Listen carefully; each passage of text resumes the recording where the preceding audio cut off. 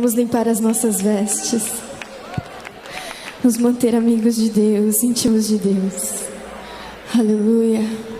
Ele tem um propósito para a nossa vida.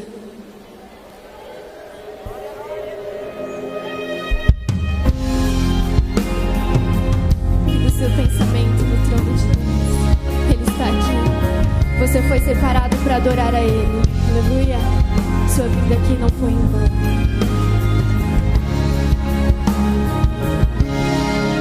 Separado estou para o teu louvor, consagrei minha vida em teu altar. Justificado estou, teu sangue me purificou, minhas vestes não vou manchar.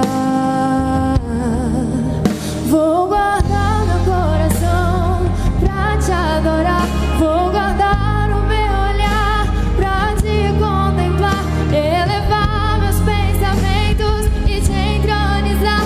Tu és santo e outro igual não há.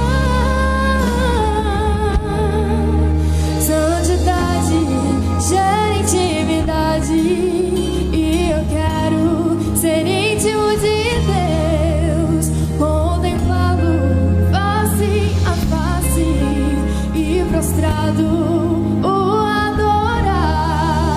Santidade gera intimidade e eu quero ser íntimo de Deus, contemplá-lo face a face e prostrado o adorar.